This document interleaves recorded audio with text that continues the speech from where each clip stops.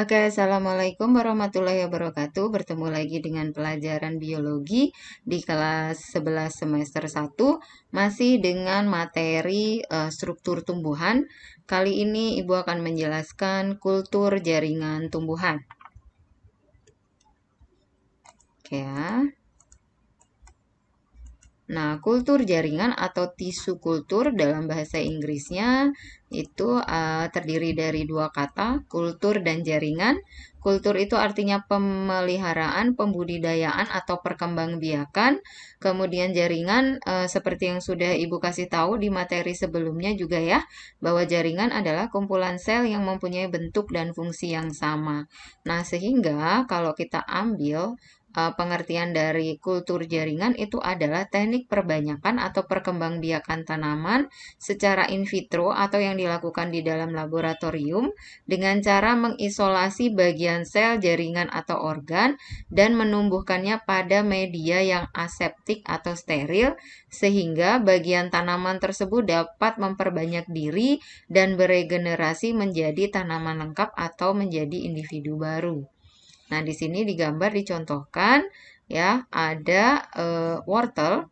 Nah, wortel itu diambil bagian tengahnya ya, bagian tengahnya kemudian itu dipotong, disterilkan, kemudian ditaruh di media tanam. Nah, nanti kita akan bahas media tanamnya itu terdiri dari apa saja sampai dia tumbuh menjadi individu baru. Oke ya. Kemudian prinsip dari kultur jaringan adalah tumbuhan mempunyai sifat totipotensi. Apa itu totipotensi? Ya, totipotensi adalah kemampuan sel atau jaringan untuk tumbuh menjadi individu baru jika ditempatkan pada lingkungan atau media yang sesuai. Nah, sifat totipotensi ini hanya dipunyai pada tumbuhan. Nah, apakah bisa kultur jaringan hewan? Bisa, tetapi dia tidak sampai menjadi individu baru. Nantinya sel-selnya hanya akan membelah, tetapi tidak beregenerasi menjadi individu baru. Ya, jadi kalau jaringan hewan itu totipotensinya rendah. Oke, nah tujuan dari kultur jaringan itu adalah menghasilkan tanaman dalam jumlah banyak, sifatnya sama atau seragam dalam waktu singkat dengan menggunakan lahan yang tidak luas. Kemudian menghasilkan tanaman yang bebas penyakit karena dikondisikan dalam kondisi yang steril atau aseptik, melestarikan jenis tanaman langka. Jadi kalau tanaman itu susah dikembangbiakan dengan cara biasa atau cara yang normal atau natural, maka bisa dikembangbiakan dengan cara kultur jaringan. Kemudian bertujuan mempertahankan sifat induk tanamannya. Jadi sifatnya sama dengan induknya atau seragam. Ya. Kemudian menghasilkan varietas tanaman baru melalui teknik fusi protoplasma. Nah, ini nanti dibahasnya adalah di rekayasa genetika di kelas 12. Nah, sekarang kita bahas tahapan dari kultur jaringan. Ya, yang pertama adalah pembuatan media tanamnya, kemudian pengambilan eksplan, kemudian inokulasi, yang keempat subkultur, yang kelima adalah aklimatisasi. Nah, ini adalah secara gambarnya ya. Nanti kita akan bahas satu persatu bagaimana itu membuat media dan pengambilan eksplan dan seterusnya. Oke, sekarang kita bahas yang pertama yaitu pembuatan media. Nah, media yang digunakan itu menggunakan media agar-agar, jadi bukan tanah. Ya, bisa dengan agar-agar yang suka kita pakai untuk bikin puding. Ya, nah agar-agar itu tapi ambil yang plain atau yang murni atau yang asli gitu, yang tidak ada rasa tambahan apapun ya. Jadi agar-agar ditambahkan dengan unsur makro dan mikro dari tumbuhan ya, itu makro dan mikro itu termasuk ke dalam unsur hara tanaman ya. Kemudian ditambahkan gula, ditambahkan asam amino dan ditambahkan vitamin dan ditambahkan hormon tumbuhan. Nah, sebenarnya hormon tumbuhan ini nanti kita akan bahas di kelas 12. Nah, tetapi sepertinya kelas SMP kamu pernah bahas ya. Jadi hormon tumbuhan itu ya ada hormon tumbuhan ada 3 hormon yang paling utama yaitu auksin, sitokinin, dan giberelin. Kemudian media tanam itu dituang ke dalam wadah atau botol kaca. Nah, biasanya bisa pakai kalau kalian pernah lihat botol bekas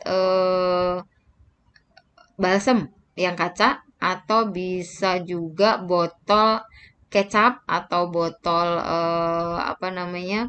Pokoknya botol yang transparan lah ya, yang bening gitu ya. Kemudian botol atau wadah yang sudah berisi media tadi dan semua peralatan yang digunakan dalam eh, kultur jaringan itu harus disterilkan. Nah, disterilkannya itu bisa direbus dengan air mendidih, atau kalau karena ini biasanya kalau kultur jaringan alatnya sudah canggih, dia pakai alat yang namanya autoclave. Nah, jadi bentuknya itu seperti presto ya, panci presto tapi ukuran besar. Nah, ini adalah contoh medianya. Kemudian dimasukkan semua medianya dalam keranjang, kemudian keranjang ini nanti dimasukkan ke dalam alat autoclave ini. Nanti ini akan ditutup rapat ya. Jadi nanti ditunggu ada waktunya kira-kira 15 atau 20 menitan ya, itu nanti baru dia nanti dibuka. Nah, ini lengkapnya ya, autoclave-nya. Yang selanjutnya adalah pengambilan explant ya, atau tahap inisiasi. Nah, pengambilan explant ini ya, explant itu adalah irisan atau bagian tanaman yang akan dikulturkan. Nah, explant biasanya berupa jaringan meristematis atau jaringan yang masih muda. Bisa tidak memakai apa jaringan yang sudah tua atau bagian tumbuhan yang sudah tua gitu. Bisa saja, tetapi kemungkinan untuk bisa dikulturkan tentu saja menjadi lebih sedikit. Jadi yang paling bagus atau yang kemungkinan besar bisa dikulturkan itu adalah jaringan yang masih muda.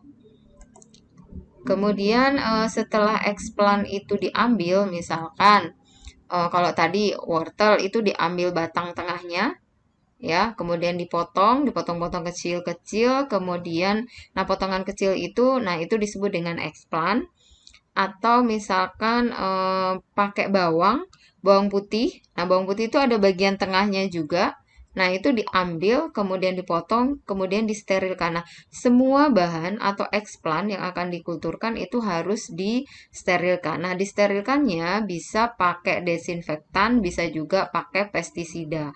Intinya bahwa explant itu harus steril, tidak boleh mengandung jamur atau bakteri ya, karena nanti kalau mengandung jamur atau bakteri nanti akan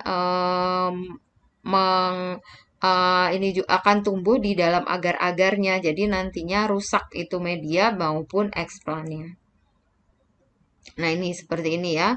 Nah, ini mengambil batang tanaman ya, dipotong, contoh pengambilan eksplantnya, atau wortel ya, diambil bagian tengahnya. Kemudian inokulasi itu adalah tahap penanaman explant ke dalam media pada ruangan yang steril. Nah, biasanya di dalam laminar airflow. Nah, laminar airflow itu kayak kotak begitu, ya, kayak kotak lemari sebenarnya, tetapi bolong gitu ya. Jadi ada ruang kita bisa menanam di situ. Nah, media dan explant itu di tempat setelah penanaman, maka media yang di dalamnya sudah ada explant itu akan ditempatkan dalam rak-rak di dalam ruangan laboratorium atau di dalam ruangan yang steril. Nah, suhunya itu harus terkontrol. Nah, disinilah kita menunggu kita berhasil atau tidaknya dalam proses mengkulturkan. Ya, jadi kalau misalkan tumbuh kalus atau tumbuh tunas dalam waktu seminggu atau 2 minggu, maka kita berhasil melakukan proses kultur jaringan. Kita lihat. Nah, seperti ini, misalkan kita mengkulturkan daun. Nah, kemudian di daun itu nanti akan tumbuh putih-putih seperti ini. Nah, ini adalah kalus. Kalus itu adalah kumpulan sel atau massa sel yang belum terdiferensiasi. Nah, kalau sudah seperti ini menandakan bahwa kita berhasil dalam proses mengkulturkan. Nah, nantinya si kalus ini nanti akan tumbuh menjadi tunas. Nah, kira-kira seperti ini. Nah, ini juga bentuk kalusnya. Terus nanti dia akan tumbuh menjadi tunas. Nah, biasanya untuk satu eksplan itu tidak satu tunas yang tumbuh. Biasanya dia bisa tumbuh beberapa tunas, gitu ya. Yang penting lebih dari satu. Biasanya kalau ibu pernah mencoba itu bisa tumbuh. Misalkan ibu dulu mengkulturkan bawang putih. Nah, bawang putih. Nah, itu bisa tumbuh 4 sampai 5 tunas dalam satu eksplan atau satu potongan kecil. Nah, kemudian setelah di dalam media itu tumbuh kalus atau tunas, maka dia akan perlu dipindahkan ke media tanam baru karena kemungkinan nutrisi yang ada di dalam agar-agar itu sudah habis, ya, sehingga kita perlu menambah nutrisi yang lain. Nah, solusinya adalah memindahkan ke dalam media yang baru. Jadi subkultur itu adalah pemindahan tunas atau kalus ke media yang baru. Nah, kemudian di media yang baru itu dengan media yang baru dan ditambahkan hormon yang lebih banyak, yaitu auksin dan sitokinin, agar tumbuh menjadi individu baru atau tanaman kecil.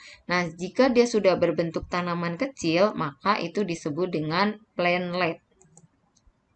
Nah, kita lihat nih di sini tanaman kecil. Jadi misalkan ini kita menggunakan dicontohkan ini mengkulturkan pisang, ya. Kita ambil bagian batang pisang, ya. Batangnya itu bukan yang tinggi ya, tapi di yang dekat dengan tanah. Nah, kemudian diambil, kemudian disterilkan, ditaruh di media sampai dia tumbuh menjadi tanaman pisang ini. Ya, tanaman pisang kecil. Nah, itu disebut dengan plantlet.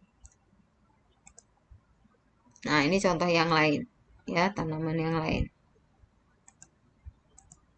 Nah, kemudian setelah tumbuh menjadi tanaman, maka dia tidak mungkin terus-menerus ditaruh di media agar-agar. Nah, dia perlu ditaruh di media yang sebenarnya atau di media tanah.